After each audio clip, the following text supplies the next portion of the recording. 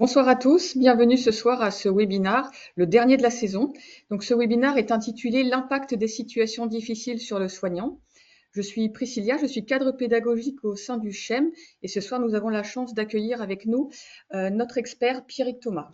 Ce webinaire vous est proposé via le CHEM, le Collège des hautes études en médecine. Nous sommes une association qui a été fondée en 1988 par des médecins généralistes qui souhaitaient proposer de la formation continue à leurs confrères.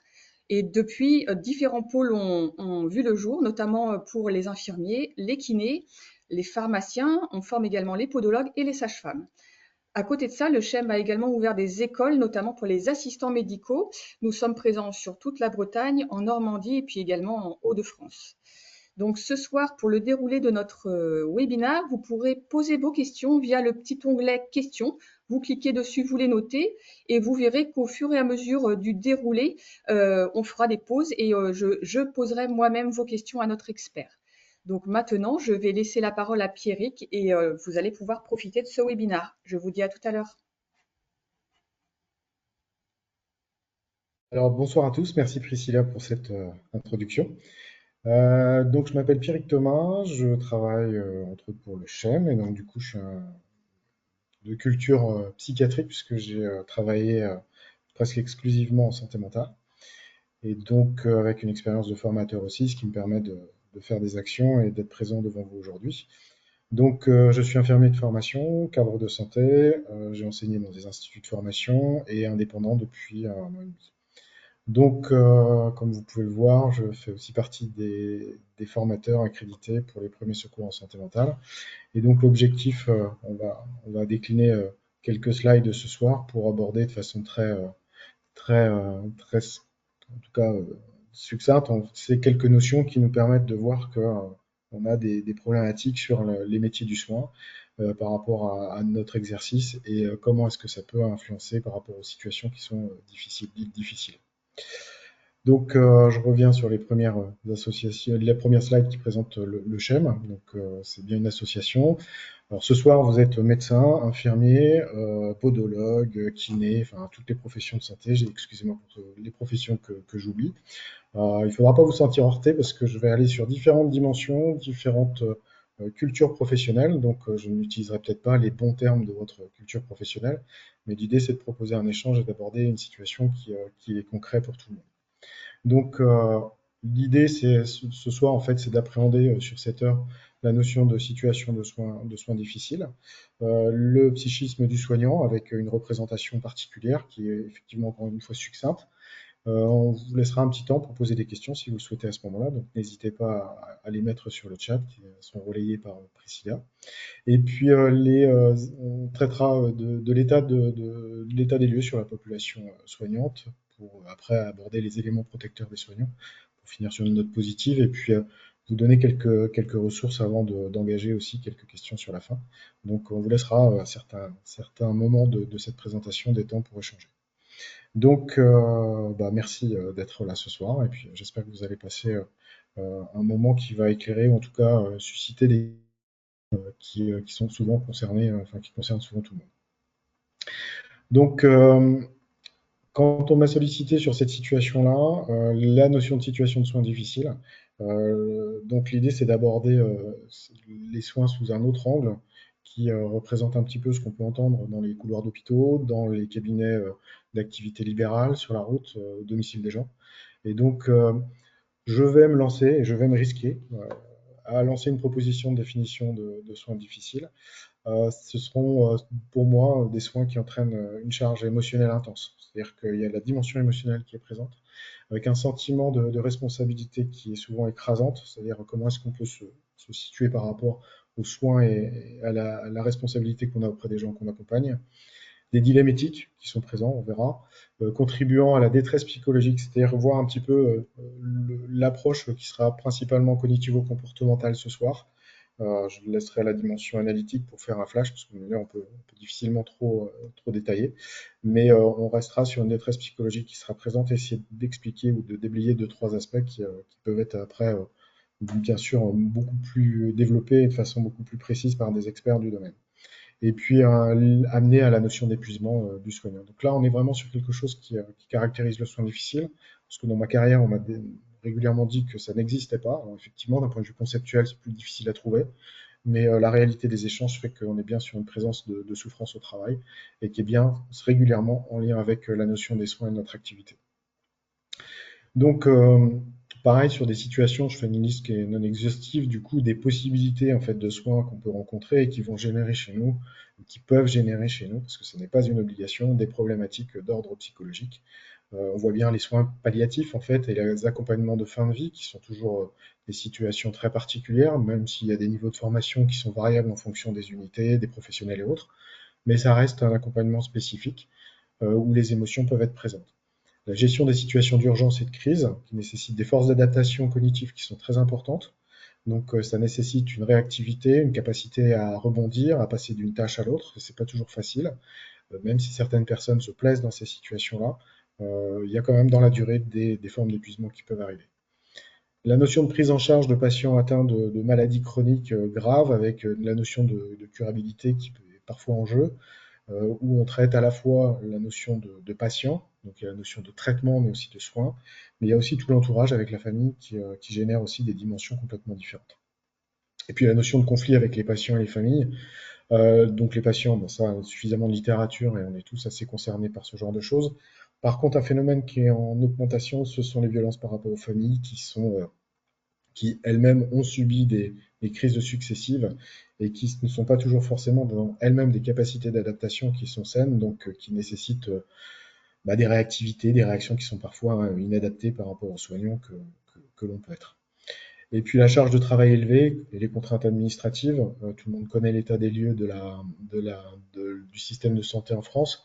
Euh, on entend beaucoup parler de dégradation, je ne rentre pas dans des aspects organisationnels, c'est juste qu'il y a une conséquence sur les moyens, sur les organisations, sur les plannings, les remplacements d'été, où c'est souvent beaucoup plus difficile avec des fermetures de lits qui sont soit en cours, soit programmées dans les hôpitaux, ou des restrictions de prise en charge sur des cabinets libéraux. Donc c'est toujours des composantes qui sont compliquées, de trouver des remplaçants avec toutes les discussions qu'on a sur les phénomènes de santé aujourd'hui.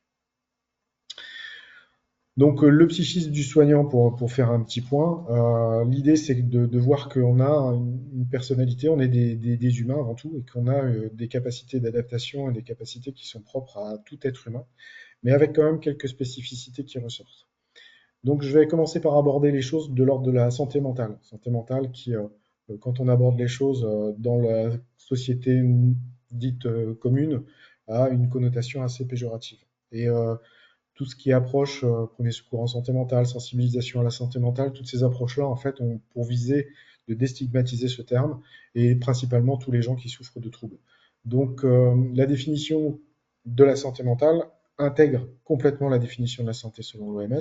Et là, je vous l'ai reprise sur la slide pour vous montrer que c'est bien un état de bien-être dans lequel la personne peut se réaliser. L'idée, c'est d'être en capacité de faire tout ce dont on a besoin, de surmonter les tensions normales de la vie, parce que il ne suffit pas d'expliquer que parce qu'on a eu des traumas dans notre vie passée, aujourd'hui, ça justifie des problématiques de santé. Ça, c'est pour le courant analytique, je ne veux choquer personne.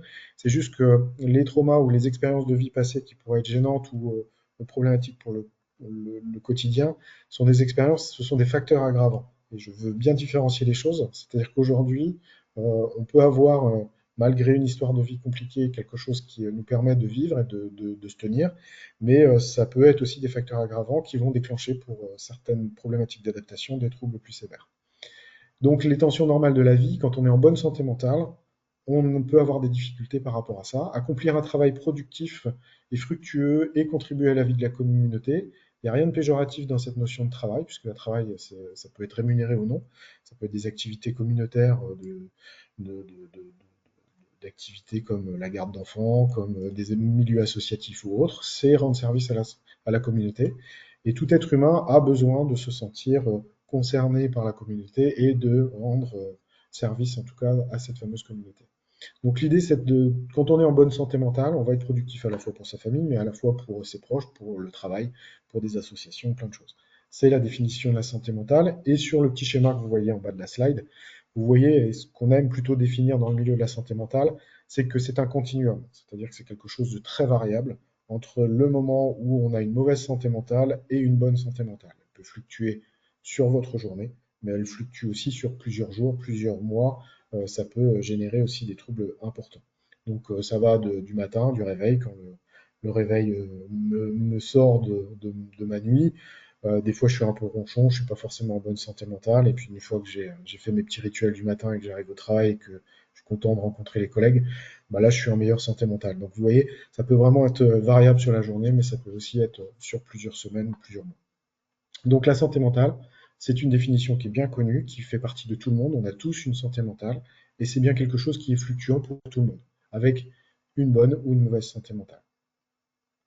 Je continue sur la notion d'adaptation, parce que comme on voit qu'on doit s'adapter à des événements de vie personnels, la notion d'adaptation, elle est fondamentale, puisque d'un point de vue cognitif, vous allez toujours, on va toujours, et l'humain va toujours chercher en tout cas à s'adapter. La cognition, pour le rappel, c'est votre capacité à utiliser les sens que vous avez pour interagir avec votre environnement. Quand vous avez un schéma de vie avec une échelle de temps qu'on peut voir par la flèche grise, la vie fait que, je pense que vous l'avez remarqué, va vous amener des événements de vie, des adaptations nécessaires. Alors ça peut être un deuil, une rupture, ça peut être un changement d'emploi, un déménagement. Les déménagements font partie des adaptations les plus dures à vivre. Euh, on a des successions de petites crises, des petites formes d'adaptation qu'on doit avoir et des plus grosses formes d'adaptation. La notion d'atteinte psychologique n'est pas en rapport avec l'intensité du trouble. Ça peut, mais c'est un facteur aggravant, mais pas seulement. On peut très bien déclencher un trouble psychique sur un petit événement, surtout si on a une fragilité sur la santé mentale. La fragilité ne s'entend pas par la définition de la personne, mais par rapport au continuum où à un moment donné on se sent moins bien, et on peut avoir un déclenchement de troubles, voire de pathologie qui peut arriver. Donc, cette adaptation-là, on l'a tous d'un point de vue cognitif. Votre cerveau va prendre 13 images par seconde. Dans ces 13 images secondes, vous allez traiter des milliers d'informations qui vont vous servir à vous tenir debout, à retirer votre main quand vous vous brûlez, à conduire. Vous avez pour beaucoup fait l'expérience de conduire et puis pendant 5 minutes, vous vous rendez compte que derrière, pendant 5 minutes, vous n'aviez plus la tête à conduire. Et pour autant, votre cerveau était en situation de conduite. Et donc, ça n'est pas un détachement, c'est que votre cerveau porte moins d'attention, moins de conscience à certains événements dans la journée. Parce que la conscience des événements prend beaucoup de temps, beaucoup d'énergie. C'est trop lent pour traiter l'ensemble des informations qui sont de l'ordre du million en très peu de temps. Donc, sur les phases d'adaptation, alors je sais qu'il y a des experts dans l'audition, vous m'en voudrez pas, c'est l'auditoire, c'est que derrière, je me suis permis de faire un petit classement qui correspond aux phases d'adaptation qu'on a tous. Je vais vous donner des exemples très concrets, mais en gros, je classerai les modes d'adaptation en trois phénomènes. Donc soit le retour sur soi, soit changer la réalité ou adapter la réalité, soit se retourner sur l'autre pour adapter la situation. Et je me suis grossièrement mis à classer dans ces attributions-là quelques troubles qu'on peut repérer. Donc, je vais vous donner un petit exemple simple, c'est-à-dire que ce soir, en rentrant du travail, avant de préparer le webinaire, j'étais sur la route, et quand je suis rentré chez moi, une personne m'a fait une queue de poisson. Alors, ça peut arriver à plein de monde, ça peut, voilà, il y a plein de choses comme ça. Donc, on a trois réactions par rapport à cette intrusion dans notre espace de vie ou de route, par exemple. C'est que bah, soit je me retourne sur moi, c'est-à-dire que je vais dire oui, en ce moment je suis fatigué, j'ai pas bien fait attention, peut-être que j'ai gêné la personne, je vais chercher à me dévaloriser. Et là, c'est quelque chose qu'on fait régulièrement. Ou alors, on va changer la réalité. C'est-à-dire que dans mon village, en fait, je trouve que les marquages au sol sont moins efficaces que d'habitude. On a remis un peu sur la peinture, il y avait le soleil qui se couchait. Bref, je vais trouver quelque chose de l'ordre de la réalité. Et puis là, on peut avoir des changements qui peuvent aller très loin. Et puis, on va se retourner sur l'autre aussi. C'est un autre mode adaptatif où on va dire que c'est l'autre qui conduit mal, il n'avait pas à faire ça, j'étais dans mon bon droit. Et vous voyez qu'en fonction des adaptations, dans les extrêmes, on peut effectivement avoir des problématiques d'anxiété, de persécution ou de paranoïa ou de rigidité ou de personnalité qui peuvent être gênantes. Je reviendrai sur les troubles un petit peu plus loin. Mais ça marche pareil sur les clés. Quand vous perdez vos clés, vous dites bah voilà, j'ai encore mal rangé mes clés, ou alors bah, c'est les petits esprits qui ont déplacé les clés, ou alors c'est l'autre, c'est les enfants, mon conjoint ou autre. Donc on a tous ces modes d'adaptation-là, et on va tous les utiliser plus ou moins de façon importante, en se reciblant soit sur soi, soit sur la réalité, soit sur les autres.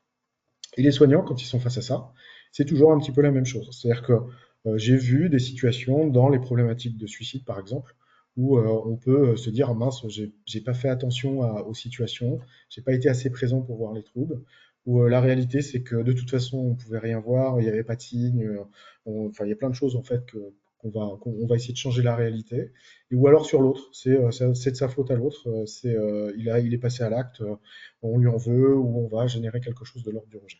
Même en tant que soignant, j'ai pu le voir, que ce soit à différentes strates professionnelles et sur différentes catégories professionnelles. Donc ces phases d'adaptation, on va les avoir dans le domaine du soin également. Et donc dans ces phases d'adaptation, vous avez des organisations qui sont plutôt saines, qui sont normales en fait.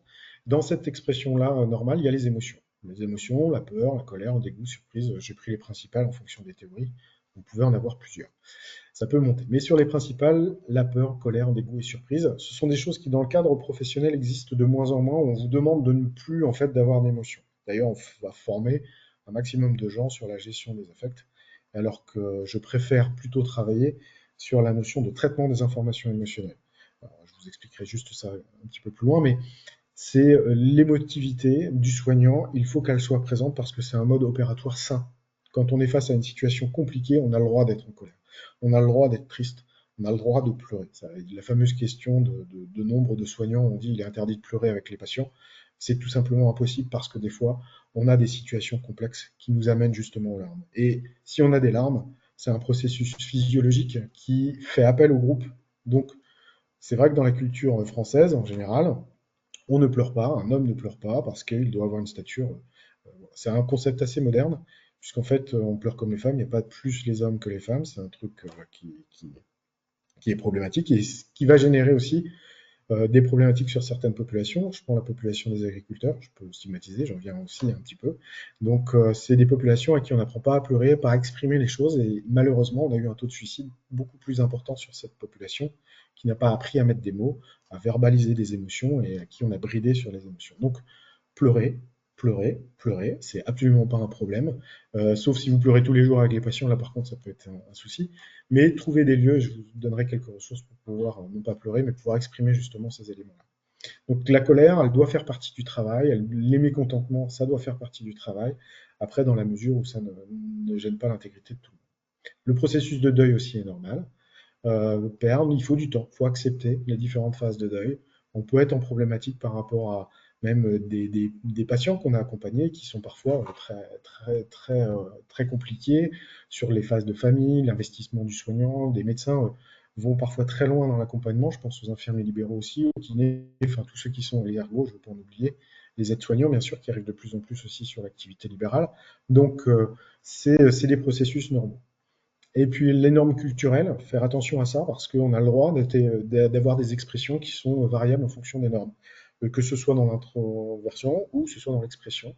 Si on prend par exemple deux populations françaises, le nord et le sud, la population méditerranéenne sur un décès va avoir tendance à être beaucoup plus dans l'expression des affects. C'est absolument normal, il n'y a pas de souci par rapport à ça. La culture bretonne, par exemple, pour en venir, elle est plutôt fermée sur les enterrements, par exemple. Ce sont des approches culturelles différentes et les deux ont autant de valeur l'une que l'autre, quelle que soit la religion ou l'autre, ou la population. L'adaptabilité ou la résilience, ce sont des facteurs intrinsèques qui permettent et qui encouragent en tout cas qu'il faut travailler pour pouvoir être en bonne santé. C'est ce qui permet de justement encaisser les actes de la vie quotidienne, les problématiques de la vie quotidienne. Euh, L'adaptabilité, quand vous arrêtez de vous adapter, bah, vous perdez les capacités à interagir d'un point de vue cognitif. Souvent, l'exemple, c'est le sujet du personne âgé qu'on met dans un fauteuil et qu'on va laisser toute la nuit dans un lit. Après, on se dit, mais pourquoi il tombe? Bah, il tombe tout simplement parce qu'il n'a plus la capacité de s'adapter. C'est pas son âge, en fait. C'est vraiment la capacité à l'entraînement. Aujourd'hui, heureusement, on développe des capacités d'adaptation sur le plan locomoteur. Bah, sur le psychique, c'est la même chose. Plus vous êtes en capacité et entraîné, plus vous avez des chances en fait d'être en capacité de vivre les actes de vie quotidienne. Donc le fait de s'isoler et de ne pas vouloir se confronter aux situations anxiogènes, c'est problématique. Dans les gestes d'urgence, ce qu'on conseille, c'est effectivement dans les approches cognitives de se mettre en confrontation. Attention, avec l'avis d'un médecin quand même, parce que ça se fait pas n'importe comment. Mais l'idée de s'écarter des sources d'anxiété, bah, ça peut générer des troubles plus conséquents. La résilience, pareil, la capacité à encaisser des actes qui sont parfois destructeurs. Certains parlent d'arrêt psychique ou de mort psychique. Comment est-ce qu'on arrive à rebondir? Puisque on peut le faire, c'est quand on a un système neurologique opérant. Donc, et qu'on a appris à le faire et qu'on s'entraîne à le faire. Les organisations dysfonctionnelles, c'est le contrôle. Alors on fait tous du contrôle, c'est quand ça devient gênant dans les actes de la vie quotidienne que c'est problématique. La sécurisation, moi j'ai des tocs à la maison, je vais tout contrôler, je veux que le ménage soit fait d'une certaine façon, je veux que les enfants mangent d'une certaine façon. Alors quand ça devient gênant pour eux, bah, ça peut être problématique. Et au niveau du travail, c'est un petit peu la même chose, avec des organisations qui sont parfois trop contrôlées, où on va chercher à contrôler aussi. C'est là où on a des problématiques d'organisation, c'est les stress institutionnels ou administratifs. Certains médecins spécialisés dans le burn-out ont tendance à dire que dans beaucoup de situations, je ne donnerai pas de chiffres parce que les chiffres sont toujours critiquables et la question des sources se pose à chaque fois, mais je parle plus de tendances sur les stats que je vais vous donner ce soir. Sur les tendances, on voit souvent qu'il y a une problématique de management. Donc c'est important de faire très attention à ce genre de problématique. Je rappelle juste que dans les entreprises et les médecins qui ont des employés, ou toute personne qui a un employé, est concernée par la sécurité physique et la sécurité mentale. C'est dans le cadre du Code du travail. Et donc cette sécurité mentale-là, elle est à traiter dans vos supports, dans les formations et dans les techniques de management que vous pouvez avoir avec vos salariés. Agressivité, violence, repli, isolement, donc voilà, des choses qui vont venir perturber le fonctionnement, en tout cas un mode défensif qui n'est pas adapté pour s'adapter aux situations. Les caractéristiques différentes des soignants par rapport à la population normale, je me suis permis d'en mettre quelques-unes. Alors pareil, c'est une liste non exhaustive, on pourrait en faire une soirée spéciale. Mais ce qu'on peut retirer quand même, c'est que la spécificité, c'est le niveau d'empathie. Alors certains vont parler d'HPI, HPE, des fois on entend parler de haut potentiel, de je sais pas quoi. Alors ça c'est très codifié, je rentre pas dans les débats. Sachant que HPE n'est pas un diagnostic, contrairement à HPI qui peut être posé. Les HPE, ce sont les hauts potentiels émotionnels. Les hauts potentiels émotionnels, ce sont des caractéristiques et des compétences émotionnelles. Je vais revenir un petit peu là-dessus tout à l'heure. C'est-à-dire que plus vous allez vous entraîner à regarder les signes, les micro-signes d'un point de vue neurologique, je vous ai parlé des 13 images secondes que vous preniez d'un point de vue cognitif, plus vous allez vous entraîner à identifier les émotions chez l'autre. Donc un professionnel soignant, au bout de plusieurs années, va développer des compétences émotionnelles qu'il n'avait peut-être pas forcément, ou il va amplifier en tout cas ce qu'il avait à la base. Donc au bout d'un moment, on est des compétiteurs en termes de lecture émotionnelle. Et juste pour vous dire que d'un point de vue neurologique, certaines études, pareil sur les chiffres, c'est discutable, mais on sait que dans un centième, au moins un centième de seconde, vous allez, en premier lieu, quand vous rencontrez quelqu'un, identifier les émotions. Son genre, c'est-à-dire homme ou femme, derrière, va arriver 3 fois plus tard. C'est-à-dire que quand vous rencontrez quelqu'un, vous êtes déjà en lecture émotionnelle, avant même d'être sur des catégories de genre ou autres. Donc ça vient bien plus tard. Et c'est ce qui explique souvent le niveau d'empathie. Empathie, c'est repérer les lectures, en tout cas la lecture des émotions chez l'autre, dans son contexte, dans le contexte de la personne. Et donc l'idée, c'est que tous les soignants ont cette capacité élevée ou vont développer des capacités élevées émotionnelles. Et c'est pour ça qu'on peut avoir des différences de lecture par rapport aux situations si on prend une lecture administrative et une lecture soignante. Pourquoi? Parce que les facteurs et les lectures émotionnelles vont impacter complètement différemment, en tout cas un soignant d'un administratif, sans vouloir être péjoratif sur cette fonction d'administratif. Et la notion d'engagement, c'est jusqu'au boutiste. On est sur des professionnels qui vont aller jusqu'au bout à chaque fois, jusqu'à mettre leur sécurité parfois en danger. La responsabilité et le perfectionnisme caractérisent aussi les soignants. Pourquoi? Parce qu'on a souvent la vie des gens entre nos mains, qui devient une habitude, mais on a quand même un ancrage par rapport à ça, et c'est difficile de faire le travail à moitié. Donc ça, c'est une problématique. L'exposition fréquente à des douleurs, à des souffrances. On sait aujourd'hui que à la fois on peut être concerné par rapport à des choses qu'on voit, mais aussi le fait d'être confronté régulièrement à des choses vont changer nos modes de valeur. Si vous travaillez par exemple en prison, vous avez des soins en prison et que vous faites toute carrière dans des situations de la pénitentiaire, les repères que vous allez avoir et la cognition que vous allez développer d'un point de vue émotionnel est sur la catégorie de gens avec qui vous travaillez. Et donc du coup, votre moralité peut être confrontée. Quand vous êtes face à des gens qui ont violenté, violé ou des gens de façon régulière et que vous entendez parler de ça tous les jours, c'est quelque chose qui peut vous changer en termes de valeur. Alors, ça ne va pas vous transformer en violeur, c'est juste que derrière, votre représentation de la société va avoir tendance à se décaler légèrement. Elle ne va pas changer, mais elle va se décaler légèrement en termes de valeur. Donc il faut faire attention à ce genre de choses. Et la notion de douleur, c'est les enfants de soignants qui peuvent très bien le dire en général, c'est que quand un enfant de soignant se blesse, en général, il faut qu'il ait une grosse blessure avant que les parents réagissent. C'est juste pour vous dire et pour vous donner cet exemple-là, c'est-à-dire que même vous, en tant que soignant, avant de vous plaindre, en général, il faudra que le niveau soit très élevé parce que votre seuil d'expression de souffrance, psychique ou physique, sera toujours confronté au milieu professionnel par rapport à votre activité. Et donc, du coup, si vous travaillez en onco, par exemple, avant de donner des signes d'épuisement physique ou psychique, ben, il va falloir vraiment aller très très loin. Donc, je parle de l'onco, comme ça peut être d'autres secteurs, hein. Tous les secteurs peuvent être concernés. C'est pour vous donner un exemple. Les horaires irréguliers, qui d'un point de vue cognitif, on sait aujourd'hui qu'il y a un impact très réel sur le fonctionnement neurologique et le bon état de santé mentale. Le manque de soutien institutionnel et de reconnaissance. Alors, le mot reconnaissance, pareil, c'est très galvaudé. Aujourd'hui, on sait très bien que quand on travaille des heures, que le salaire a été augmenté, mais que c'est surtout les valeurs qui posent problème. On a une fuite des professionnels, et on verra les statistiques sur l'état de santé de la population, qui fait qu'on a parfois des gros problèmes. Confrontation dilemmatique aussi. Ça, c'est une vraie problématique. Vous êtes tous concernés, j'ai pas besoin de détailler. L'interaction difficile avec les patients et les familles, j'en ai parlé tout à l'heure. Et puis les ressources limitées, les charges de travail accrues qui augmentent malheureusement, puisqu'on on est en défaut de recrutement sur certaines zones géographiques ou certains établissements.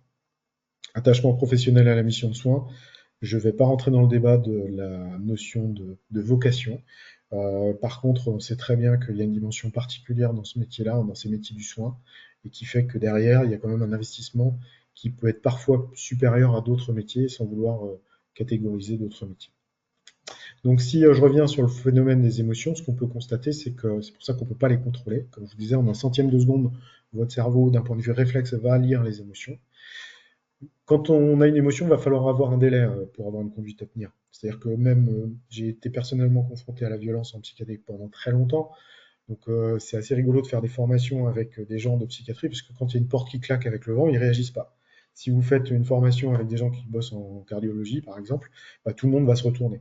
C'est des caractéristiques émotionnelles de traitement de l'information cognitive qui font qu'en fonction de vos métiers, vous allez avoir des appétences ou pas à gérer certaines émotions. Et donc, du coup, sur la conduite à tenir, on peut jouer par l'entraînement sur une réduction de ce délai.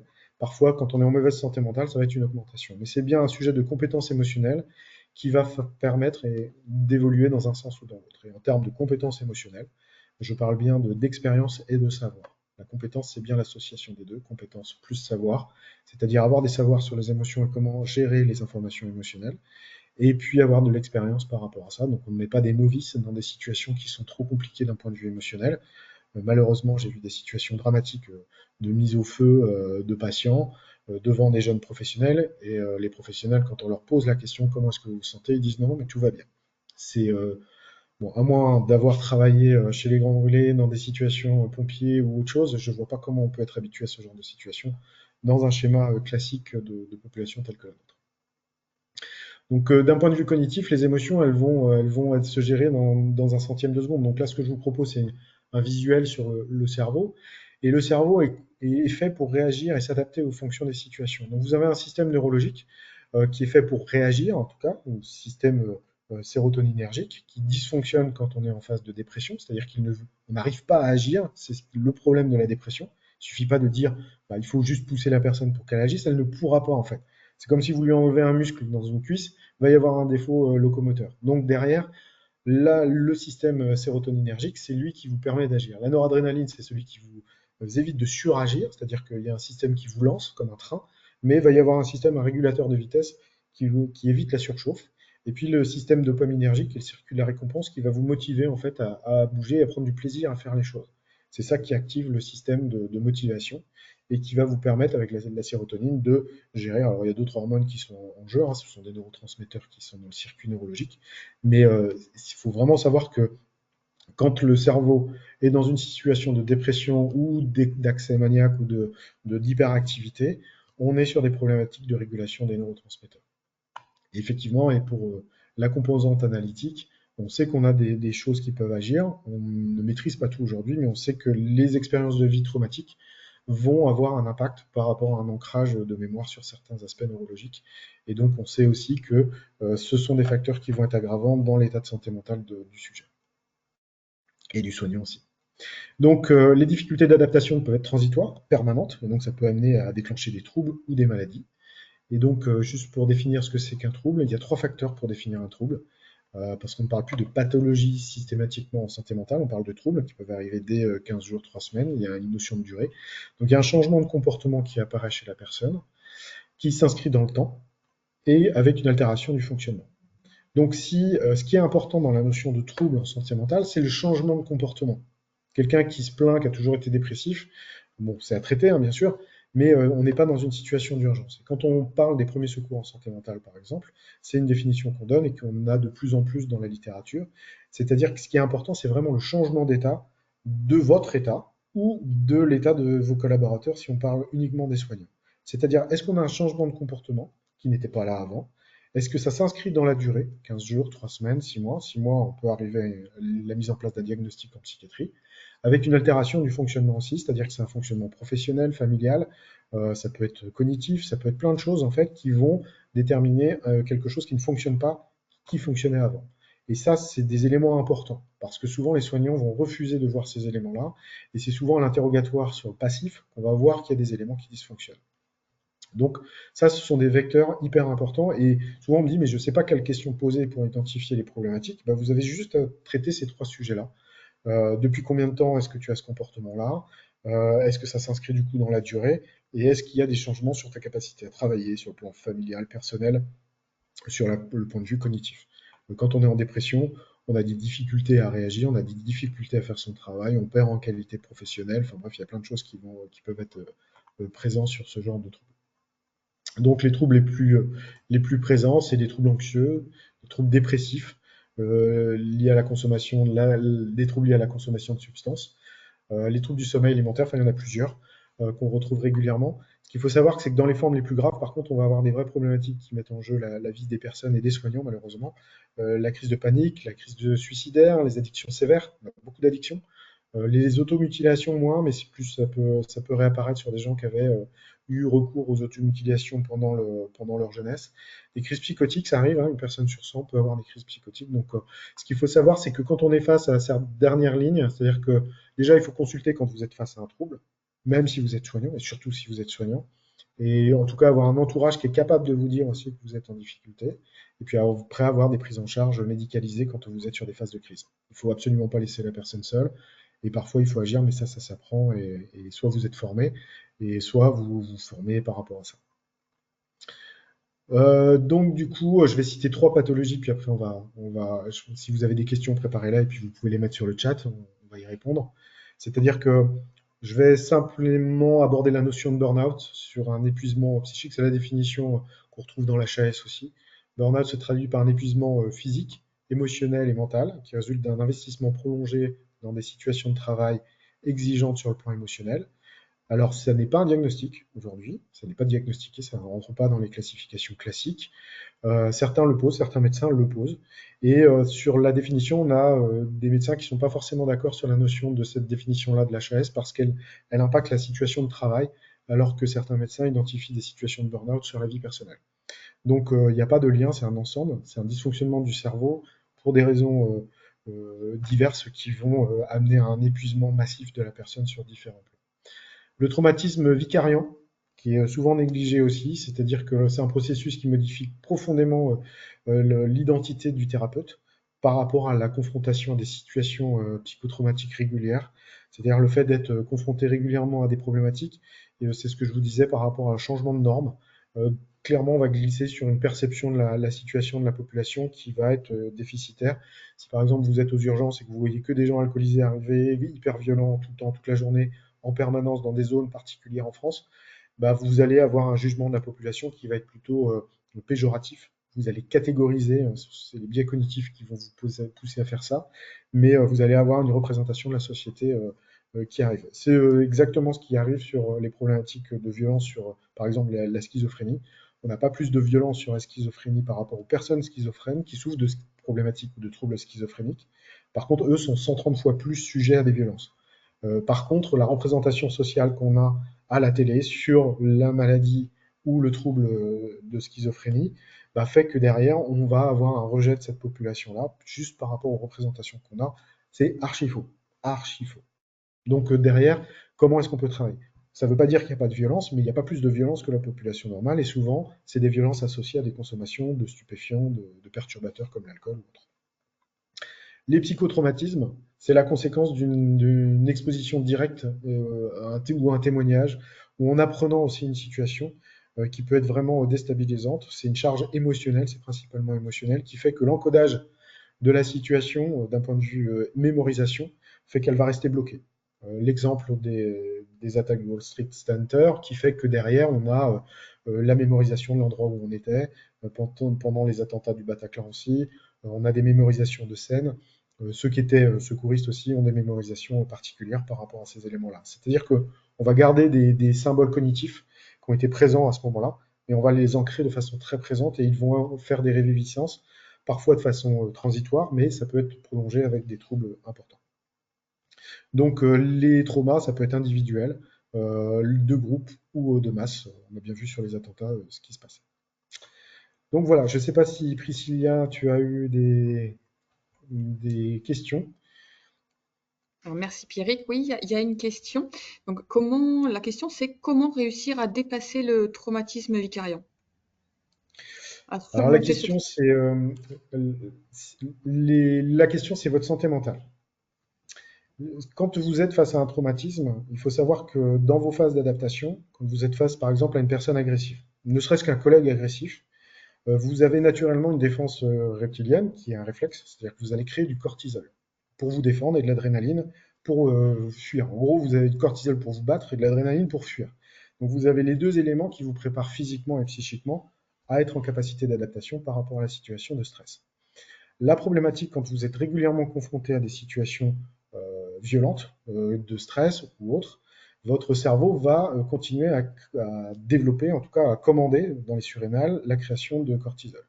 Et progressivement, votre perception du réel va être altérée, vous serez en stress permanent et vous allez être en phase d'adaptation permanente. Ce qui fait que dans l'ancrage de la mémorisation, on va avoir des soucis. Alors, je ne rentre pas trop dans les détails, mais ce qui fait que c'est intéressant d'être en bonne santé. Je reformule bien les choses, c'est-à-dire que plus votre cerveau est apaisé, moins il va créer de cortisol. Si par contre vous êtes en stress permanent, vous serez tout le temps sous cortisol.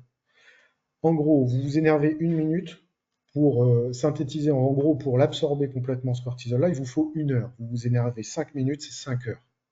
Donc quand vous êtes sur 8 heures de boulot en situation de stress, vous imaginez un petit peu ce que ça peut faire d'un point de vue dosage de cortisol. Donc aujourd'hui, sur des burn-out par exemple, ou des traumas, on peut faire des dosages de cortisol. Alors c'est fait par des professionnels, des médecins, quelques laboratoires le font en France. Donc on peut avoir un dosage qui peut être fait pour voir si la personne est en cortisol permanent à des dosages qui ne sont pas suffisants. Plus vous allez baisser ce niveau de cortisol, plus vous allez être en capacité de réfléchir correctement et vous ne serez pas en train de lutter, et plus vous allez être en capacité de gérer et critiquer ce que vous voyez. Du coup, l'idée, c'est de sortir de ces situations de stress et de travailler la mise à l'écart de ces situations de stress pour être noyé dans d'autres situations qui sont plutôt apaisantes, où c'est plutôt la dopamine qui va se solliciter avec des zones de plaisir, du plaisir à travailler avec d'autres, d'être dans un environnement familial extérieur qui fonctionne, ou d'être dans un cadre professionnel où on peut s'extérioriser par des phases de repli, de massage, de autres. Enfin, il y a plein de techniques de sophrologie qui existent pour ça. Alors, je ne sais pas si ça... Mais c'est bien les facteurs de protection qu'on va voir tout à l'heure qui vont permettre d'éviter le trauma vicarieux. D'accord, très bien. Merci Pierrick. On peut reprendre. On est tous en attente de la suite. À tout à l'heure. On y va. Donc, l'état des lieux de la population. Alors, effectivement, c'est pas le moment drôle de la présentation parce que les chiffres sont effectivement un peu inquiétants. Là, je vous mets des slides qui servent de communication par l'INSERM. Ils ont vous voyez les références, hein. Ils ont un dossier complet sur les troubles du stress post-traumatique pour accompagner aussi, travailler sur le post-trauma, alors sur des populations soignantes, militaires, police ou autres. On voit bien qu'il y a des descriptifs de trauma qui sont très précis. Euh, c'est à la fois les victimes et les témoins. La problématique aujourd'hui, c'est qu'on ne traite pas suffisamment des problématiques et on n'accompagne pas suffisamment les personnes qui sont en situation de sauvetage. Les pompiers, par exemple, tout ce qui est force de l'ordre, autres qui sont quand même face à des situations extrêmes, ils voient des choses qui sont parfois difficiles,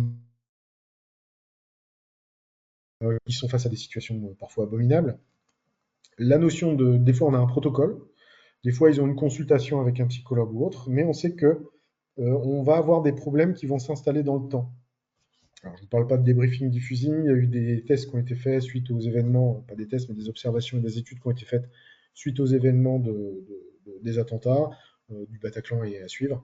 Aujourd'hui, il n'y a pas de consensus, il y a des différents aspects sur est-ce qu'il faut débriefer tout de suite ou est-ce qu'il faut attendre un petit peu. Bref, en tout cas, il faut une prise en charge de spécialistes. Moi, je ne le suis pas.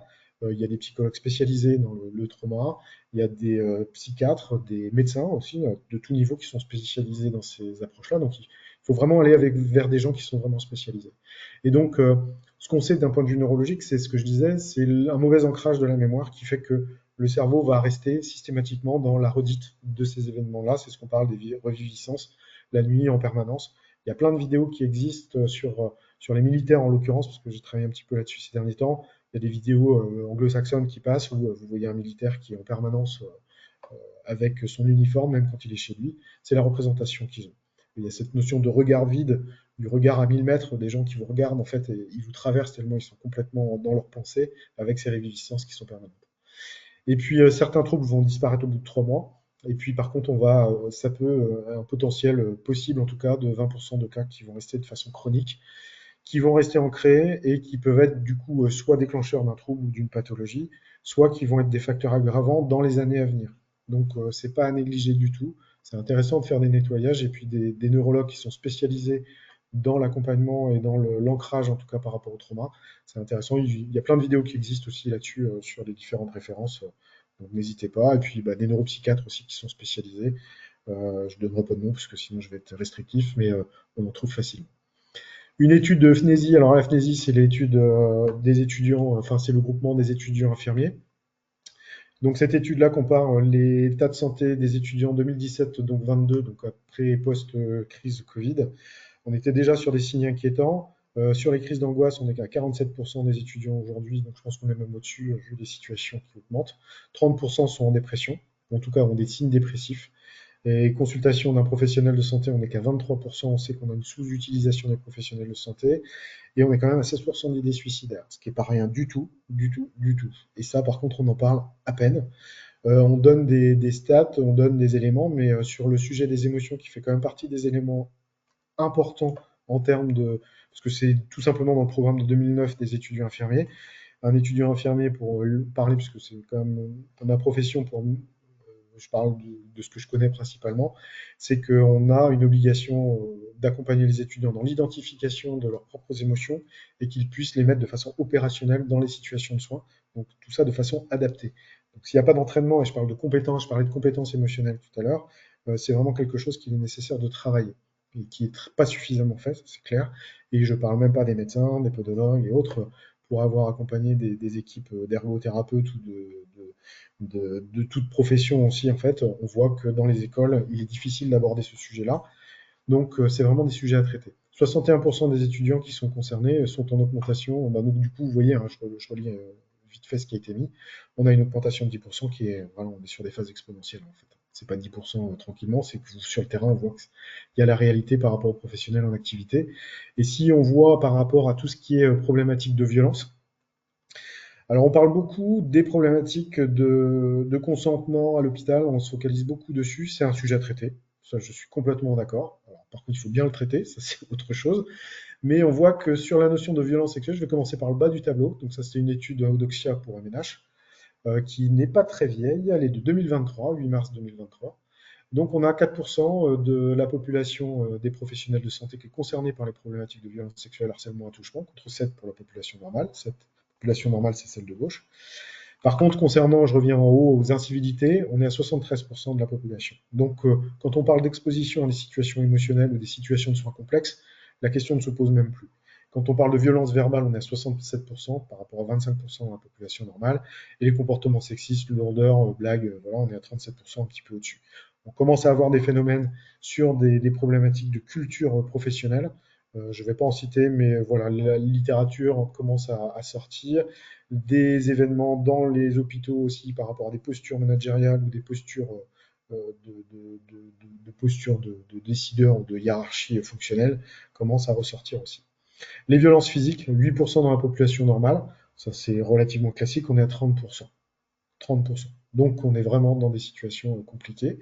Et puis, j'augmente dans la difficulté par rapport aux soins complexes. C'est que deux exemples de statistiques qui ressortent. Donc là, c'est l'URPS, qui est une association, enfin, un regroupement de médecins. Les chiffres montrent qu'on est à 50% des médecins ont des idées suicidaires. Alors, les médecins qui sont présents pourront peut-être confirmer ou infirmer ce genre de choses. Encore une fois, ce sont des tendances, les chiffres. Mais on sait que ça correspond aussi à des chiffres qui sont sortis sur les observatoires de la fonction médicale, où en Bretagne, en tout cas, on est à 50% des médecins qui veulent arrêter leur activité, ou qui, s'ils pouvaient, en tout cas, le feraient. Donc, voilà. Et les médecins ont un taux de suicide 2,5 fois supérieur, en tout cas, à la moyenne. Donc, ça n'est pas un faible mot. C'est des statistiques qui sont importantes.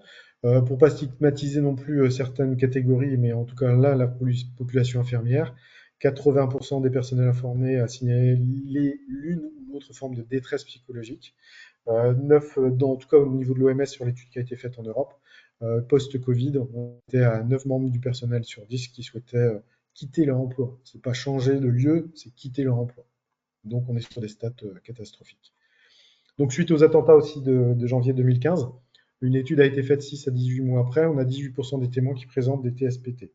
Donc, c'est des syndromes de stress post-traumatique, troubles stress ou eux, c'est état de stress post-traumatique, et jusqu'à 31% des personnes directement menacées.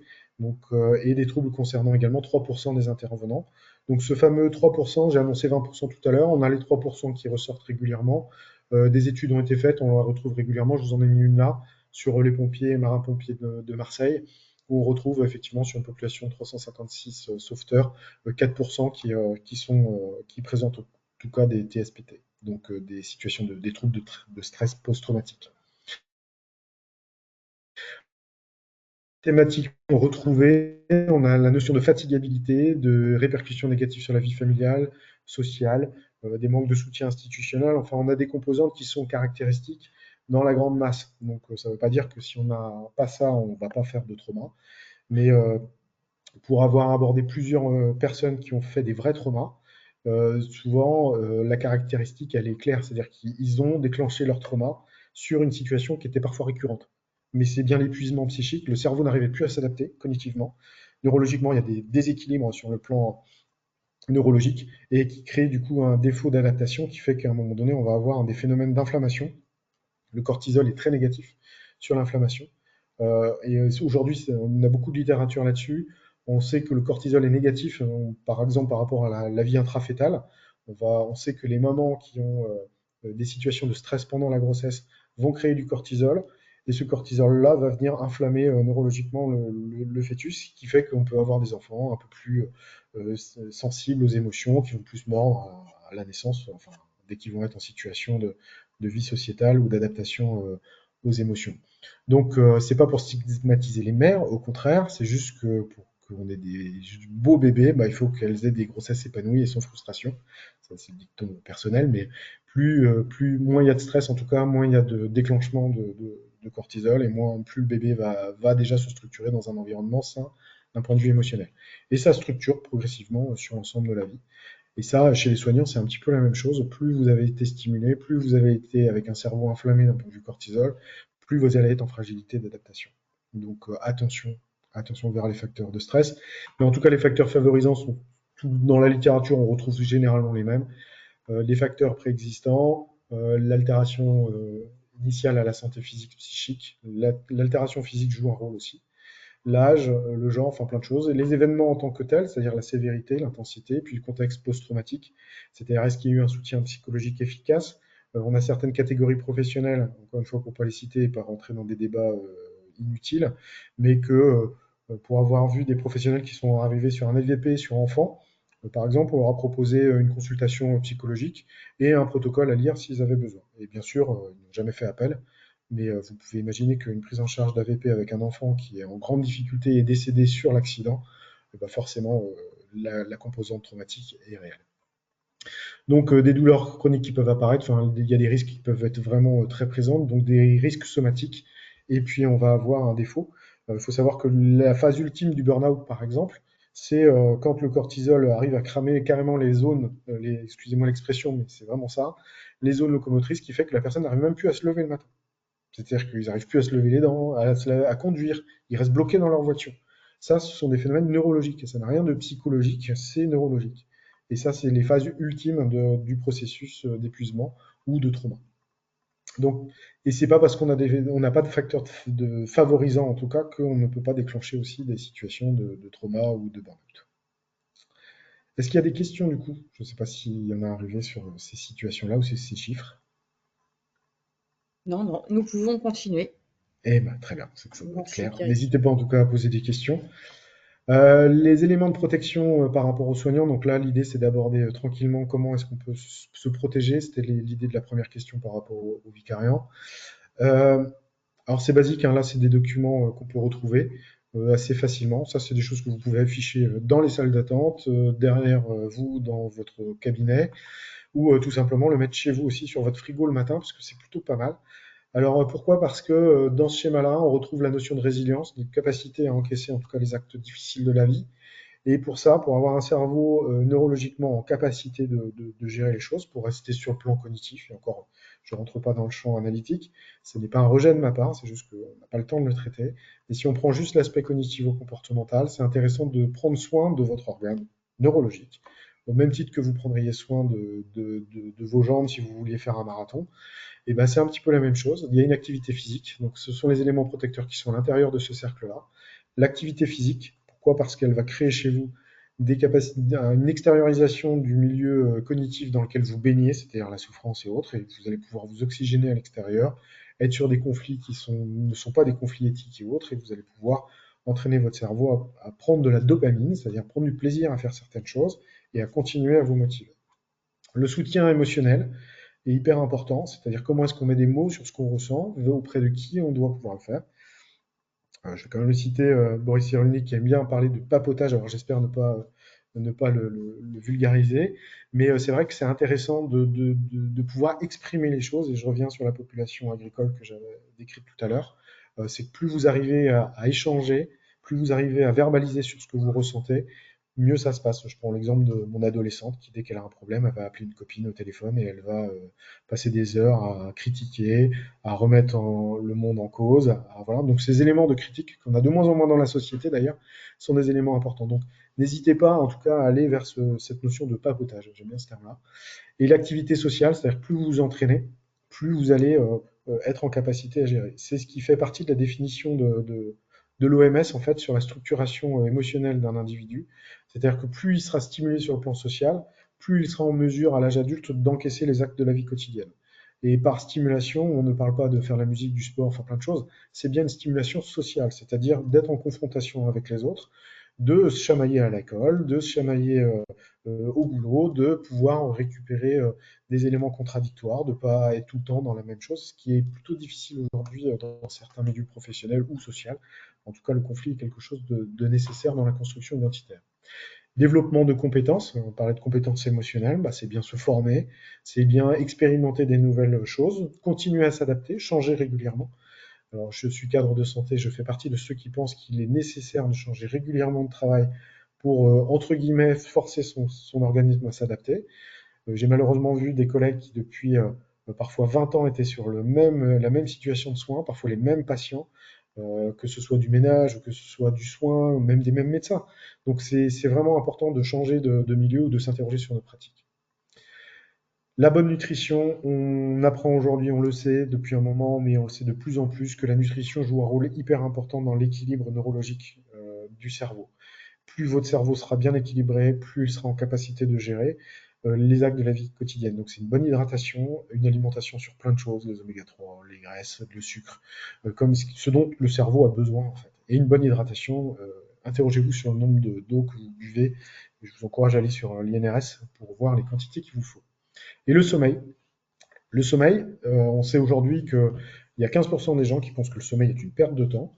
On a des gros problèmes par rapport à ça. Ça n'est pas une perte de temps. On sait qu'aujourd'hui, 2 heures de sommeil en moins augmente grandement le risque d'AVC.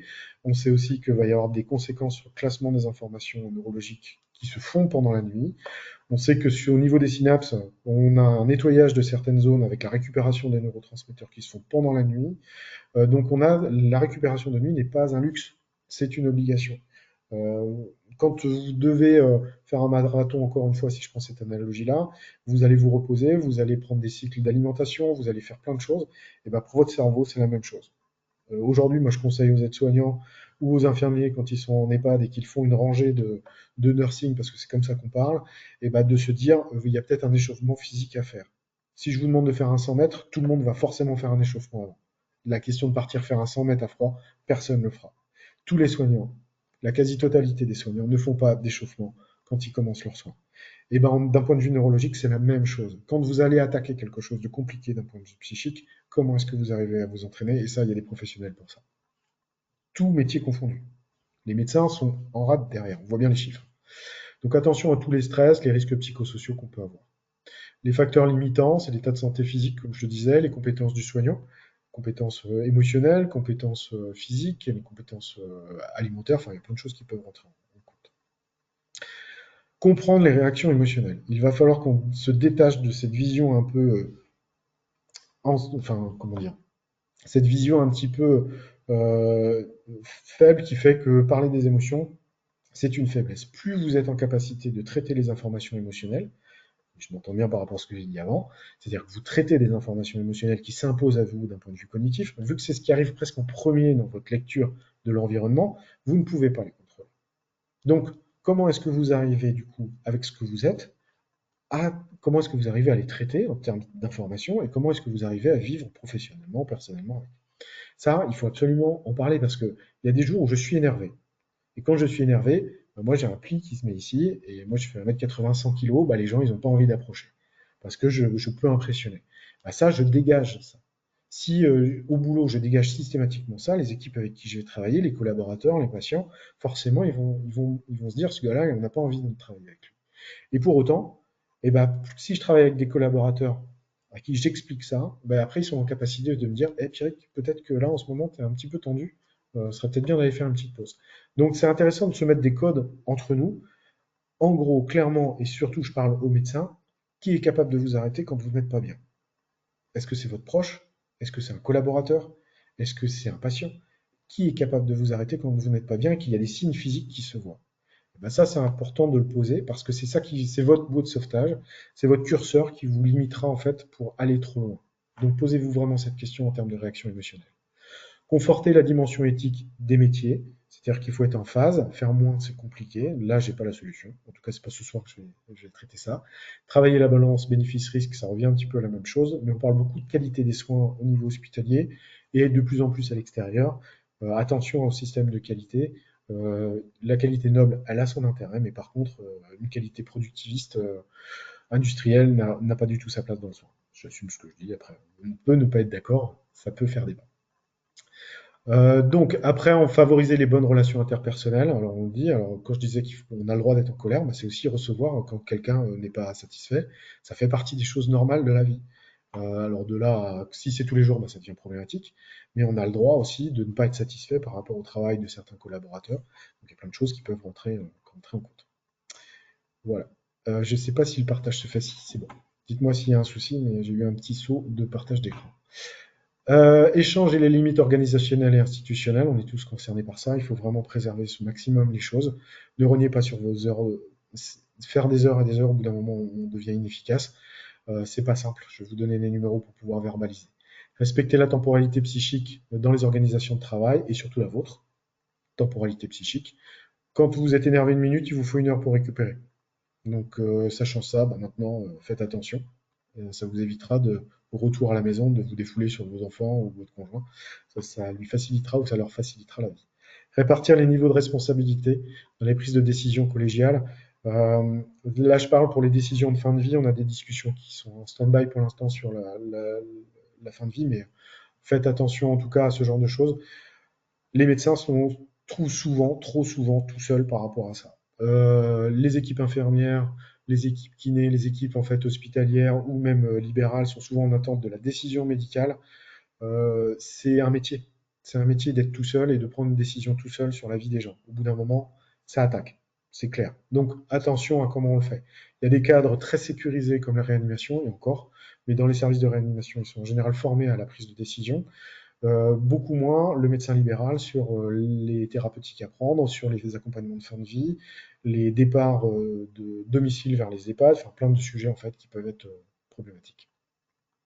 Donc les conseils, là, c'est plus pour le trauma, je vous les ai mis, mais écoute active et sans jugement, consulter et appeler dès que les troubles apparaissent. Vous vous souvenez, les troubles, trois choses, quelque chose qui n'était pas présent, qui s'installe dans le temps et qui a des répercussions sur votre quotidien. Donc ça, c'est vraiment quelque chose qu'il faut mettre en place dès que vous vous sentez troublé ou dès que vous avez de la patientèle qui est dans cet état-là. Il faut consulter tout de suite. Conseiller l'auto-soin, la méditation, le rapport au temps est important. Donc, on va créer de l'anxiété quand on se projette sur les actions qui sont passées, donc comment ça s'est passé et comment je peux me projeter dans le futur. Sauf que bah, souvent on est à côté de la plaque, il y a peu de chances que ce que vous projetez dans le futur va arriver. Donc ce sont des choses qui sont très anxiogènes. Plus vous allez revenir dans l'instant présent, plus vous allez mettre en pause votre cerveau par rapport à la gestion des problématiques cognitives qui pourraient éventuellement arriver. Prévenir sur les mauvaises stratégies d'adaptation, alcool, drogue, hyperactivité. Je vois que j'ai parlé d'auto-soin. Je fais juste un petit encart par rapport à la compétence des professionnels que vous allez utiliser ou vers qui vous allez orienter. Je rappelle que, comme il y a différents métiers ce soir, pour être thérapeute, il faut avoir fait un minimum de 300-400 heures. 400 heures, je crois. J'ai un doute ce soir. Mais du coup, si vous n'avez pas ces heures-là, souvent je prends l'exemple de Jojo qui a fait 2 jours d'hypnose dans son garage avec je sais pas qui, ce n'est pas un thérapeute. Donc allez interroger quand même le cursus de la personne qui est en situation de soin, ou qui se vend thérapeute en tout cas. Donc attention aux mauvaises stratégies alcool, drogue, donner des informations fiables sur les ressources disponibles, je vais vous en donner quelques-unes, et aller vers des associations spécialisées, mettre en place des stratégies d'accompagnement pour les soignants. Donc ça, pareil, je vais vous donner quelques numéros, puis le 15 ou 112 en cas de détresse psychologique. Souvent, on va orienter notre clientèle par rapport à ça, mais il faut aussi le faire pour vous, n'hésitez pas. Est-ce qu'il y a d'autres questions? Du coup, on peut faire une petite pause.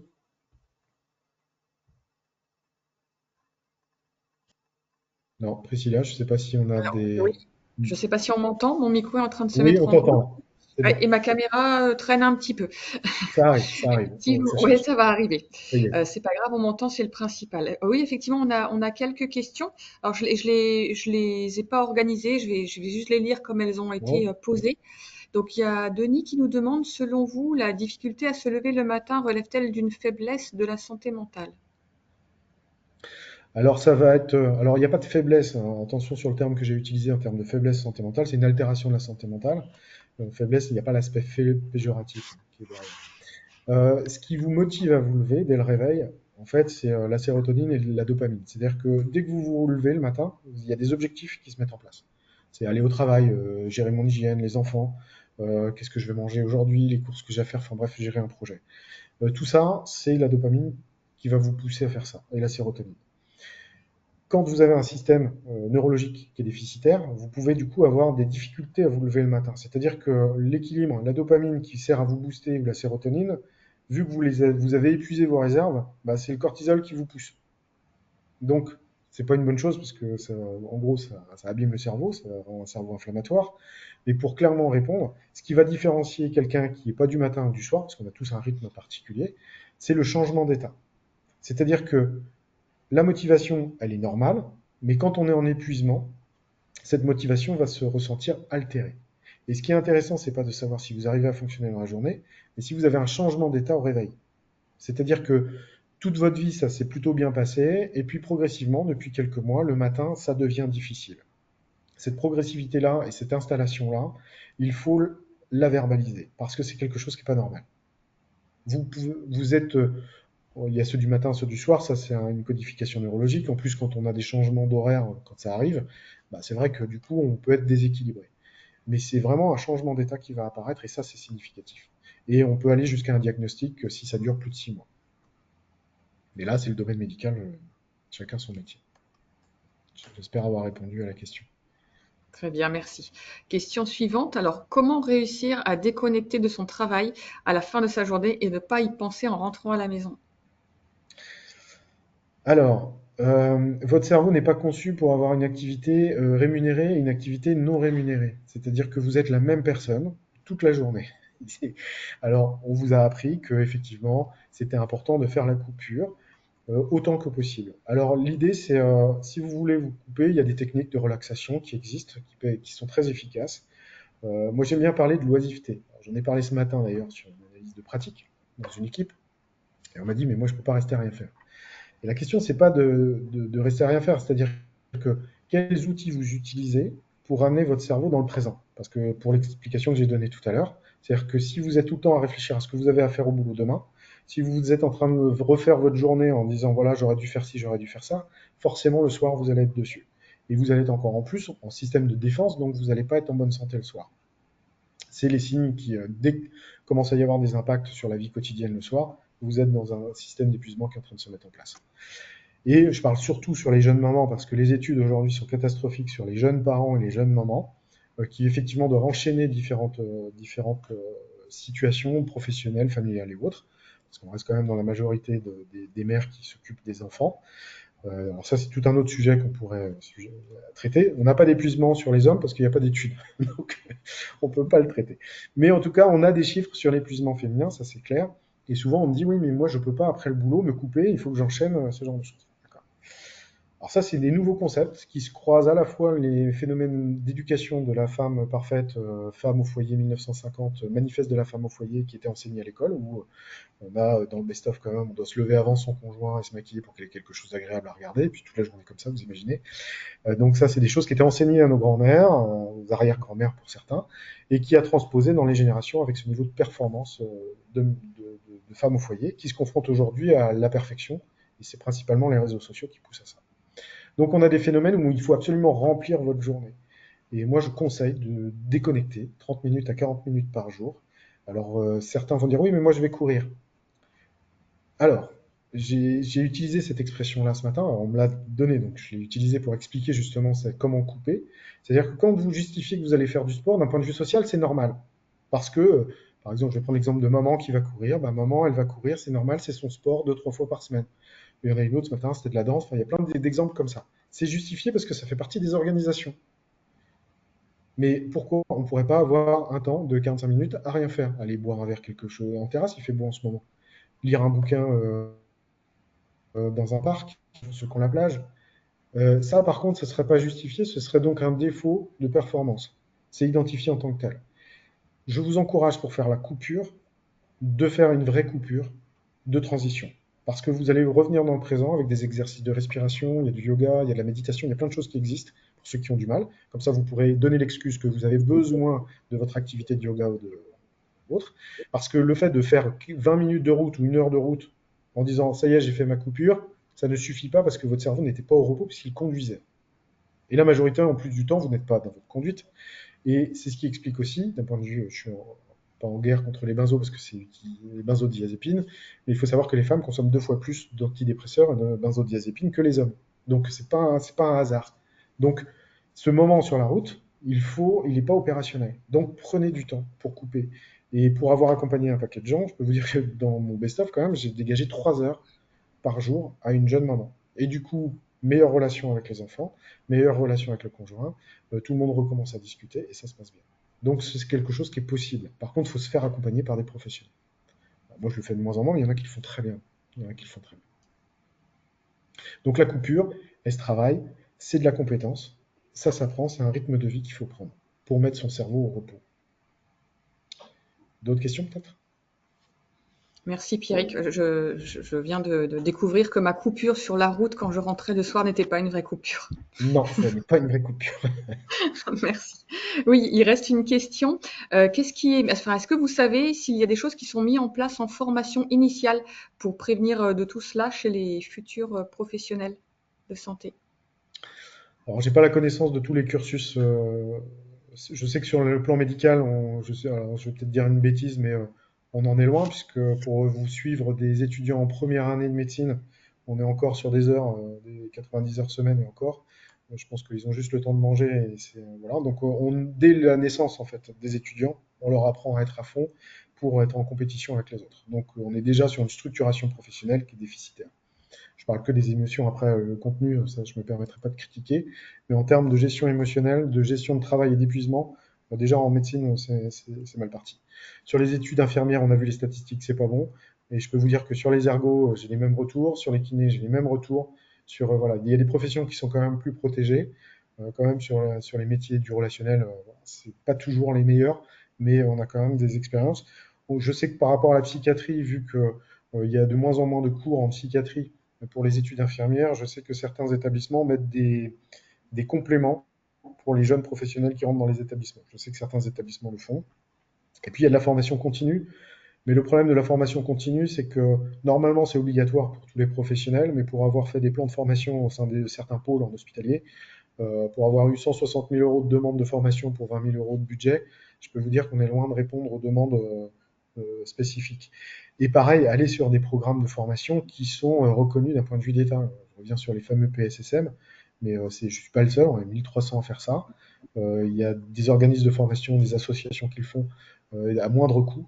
Donc il y a des choses qui existent, c'est des formations reconnues par l'État qui sont vraiment opérantes. Donc voilà, s'il y a des questions, j'y répondrai, mais je ne suis pas là pour vendre du PSSM, mais il y a des organismes, des associations marquées France, il y a des associations qui font très bien des formations sur le TDAH, sur plein de choses qu'on entend aujourd'hui. Donc formez-vous avec des vrais professionnels. Merci. Et il reste une dernière question. Là, je m'y retrouve dans cette question.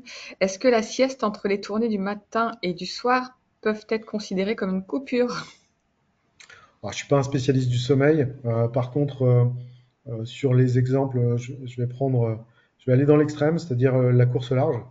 On sait très bien qu'il y a des jeunes, ils sont obligés de rester presque en veille permanente et ils arrivent à faire des techniques de micro-sieste.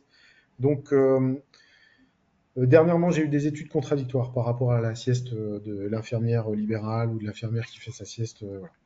Les majorités des études que j'ai pu lire, en tout cas, et encore une fois, je dis bien que je ne suis pas spécialiste, montrent quand même qu'il y a un bénéfice à faire des micro-coupures en journée. Mais ce que je peux donner comme conseil, c'est que c'est pas parce que vous avez besoin d'une micro-sieste. En tout cas, non, je vais reformuler ma phrase. La micro-sieste ne doit pas venir compenser un manque de sommeil sur la nuit. Oui, et je pense Et que je c'est pense que souvent le là, j'ai cas. répondu à la question. Oui, je pense, C'est ça. effectivement. Donc, vous n'allez pas récupérer le mythe de 15 minutes, je récupère 80% de mes capacités. Non, c'est pas comme ça que ça marche. L'idée, ça peut être intéressant pour faire des phases. Moi, quand je sens fatigué, en fait, je m'arrête. C'est Voilà. une bonne Mais on n'a pas solution. toujours l'opportunité. Moi, j'ai une activité qui peut me permettre ça. Donc voilà, dès que je vais terminer, parce que je travaille demain matin, donc du coup, je vais tout de suite aller dormir. Mais ça, c'est parce que j'ai la chance de le faire. Mais parce que j'impose aussi, parce que là, j'ai mes enfants avec moi et que j'ai géré mes gosses pour qu'ils puissent faire ça, pour que je puisse le faire. Donc non, là, je rigole un petit peu, mais on n'est pas toujours en capacité pour pouvoir le faire. Il y a plein de choses, c'est très facile de critiquer, de donner des conseils. Méfiez-vous des gens qui, comme je viens de le faire, donnent des conseils à l'envolée comme ça. Non, la sieste ne remplacera jamais une bonne nuit de sommeil. Très bien, merci. On peut reprendre, c'était la dernière question. Bon, juste sur le sommeil, un cycle, c'est 1 heure et demie. Un cycle complet. Et les cycles ont une fonction particulière. Donc, on pourra faire un truc trouver quelqu'un d'autre plus spécialisé sur le sommeil, mais c'est un vrai sujet. Donc sur les ressources disponibles, hop, bah, ça va aller assez vite, hein. Je vous mets en affichage quelques numéros que c'est intéressant d'avoir dans les cabinets libéraux ou dans les salles de pause ou dans. Alors moi je l'affiche partout en fait. Comme je dis, attention aux normes incendie, ça peut faut respecter les normes, hein, parce que certains bâtiments, vous ne pouvez pas tout afficher sur les portes de bureau. Mais en tout cas, faites-le parce que le violentomètre, c'est quelque chose qui calme tout de suite. Moi, je l'utilise même au niveau d'accompagnement par rapport aux enfants. Vous pouvez très vite, c'est quelque chose que vous trouvez très vite sur Internet, c'est facile, il est partout. Alors, c'est sur les violences intrafamiliales qu'on retrouve ça, c'est de respecter les décisions jusqu'à les menaces avec une arme. Donc ça, c'est dans le rouge. Plus vous évoluez dans la courbe, enfin en tout cas dans le graphe, plus vous êtes sur des situations qui ne sont pas forcément normales, en tout cas à discuter. Donc manipuler, c'est au milieu. Donc ça, c'est la courbe de droite. Donc profite, vigilance, dit stop, et puis protège-toi. Les numéros d'appel, gouvernement, allez sur le gouv.fr, il y a pas mal de numéros, ils sont en train de centraliser tous les numéros, donc vous avez des plaquettes comme ça qui existent. Vous avez sur les violences aussi intrafamiliales. Faites sur les enfants aussi, parce qu'on parle beaucoup des violences féminines, et effectivement, les violences sur femmes, il faut aborder le sujet. Mais on a aussi 75 morts chez les enfants par an. Donc ça, c'est les derniers chiffres. Si je ne me trompe pas, alors, c'est sujet à ça, mais on est dans des ordres de grandeur qui sont assez catastrophiques. Donc je ne parle même pas des violences sans décès. 3114, c'est le numéro unique par rapport aux crises suicidaires. C'est aussi un site internet, 3114.fr. Je vous encourage à aller si vous êtes concerné. C'est un système qui est plutôt bien fait. Donc le numéro d'appel, c'est une centralisation qui va vous ramener sur les situations ou les outils qui sont utilisés en fonction de votre secteur d'habitation. Donc ça, c'est sur tout le territoire français. C'est centralisé, vous avez quelqu'un qui vous accueille téléphoniquement et qui vous renvoie et qui va mettre en place un dispositif pour vous accompagner, soit vous, soit la personne que vous signalez. Et vous pouvez le solliciter en fait ce site-là, si vous êtes concerné, si vous êtes inquiet pour quelqu'un, si vous êtes un professionnel, n'hésitez pas. Et puis vous pouvez aussi commander gratuitement des cartes j'en avais là, oui j'en ai là. C'est des cartes que vous pouvez commander gratuitement avec des affiches, enfin, des choses comme ça que vous pouvez mettre en salle d'attente. La formation PSSM, Premier Secours en Santé Mentale, qui est une formation internationale, qui est venue d'Australie, qui a formé plus de 120 000, 130 000 secouristes en France. Je n'ai pas le chiffre en tête parce qu'il est évolutif, on fait un x2 tous les ans. J'ai pas d'action, c'est une formation citoyenne, on est très proche des formations type PSC1, AFPS et compagnie. Il commence à rentrer un petit peu partout.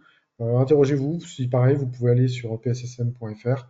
Vous aurez toutes les informations avec différents programmes standards ou programmes jeunes, pour ceux qui travaillent auprès des jeunes, non pas pour les jeunes. Puis des choses qui se développent au niveau français. Un très bel outil pédagogique, ça fait 25 ans que je fais de la formation. Je peux vous dire que c'est un des programmes de formation les plus aboutis que j'ai pu voir. Et il est opérationnel et j'ai 100% de satisfaction sur les formations parce que il y a un côté identification des troubles et opérationnalité par rapport aux situations de crise d'angoisse, suicide et autres. 3114, le Psycom, qui est un site internet qu'on peut utiliser facilement. Pareil, vous pouvez avoir des flyers, ils font régulièrement de la communication. Et puis les ressources pour les professionnels, SPS, qui est là pour les professionnels ou pour les étudiants en situation de soins. Vous les appelez, vous avez un numéro d'appel, vous avez des consultations avec des psychologues. N'hésitez pas à aller sur les sites, à appeler, numéro d'appel, 0805 25 25 36. Et puis vous avez aussi d'autres associations avec des vidéos. Allez sur APMS, qui sont des associations d'aide professionnelle aux médecins et soignants. Pareil, vous avez des consultations qui sont proposées, vous avez des outils qui existent. C'est toujours la même chose, dès que vous identifiez des signes ou qu'on vous ramène des signes, parce que des fois vous n'êtes pas conscient de vos propres états de fatigue, n'hésitez pas à consulter ou à prendre avis auprès de ces associations-là.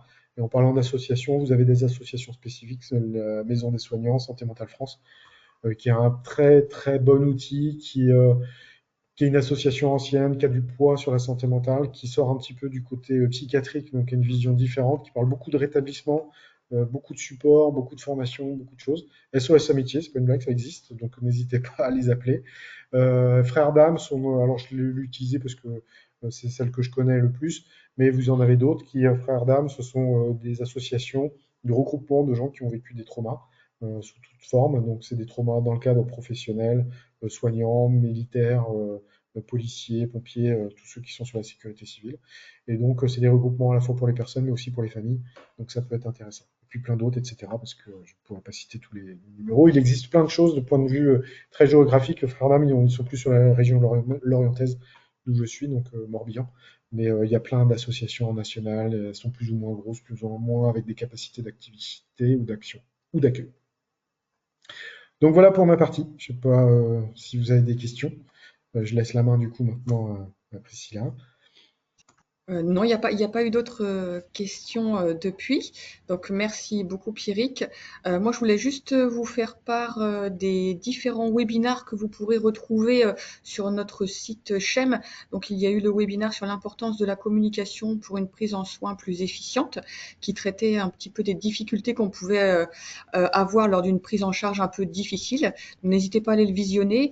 Et il y a également eu celui sur la santé mentale des professionnels de santé, qui a eu lieu il y a quelques semaines, donc qui est, enfin celui-ci en tout cas est très complémentaire du premier qui a pu y avoir, donc n'hésitez pas à aller le regarder également.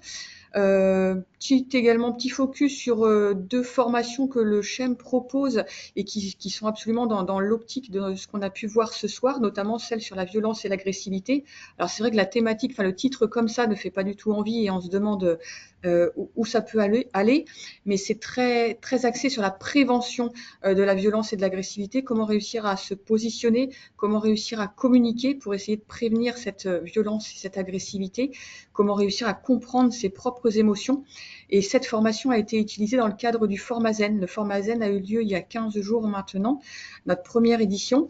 Et ce Formazen avait été créé dans cette optique-là, c'est-à-dire comment réussir à former les professionnels de santé. Donc, ils ont eu 2 jours de formation sur cette thématique et comment leur donner des outils pour réussir à vivre mieux leur quotidien. Donc, ils ont pu découvrir des activités telles que le yoga, la méditation de pleine conscience, la sophrologie et également la cohérence cardiaque, qui est quand même une activité qui est bien plus facile à mettre en œuvre dans son quotidien quand on a un quotidien complètement débordé.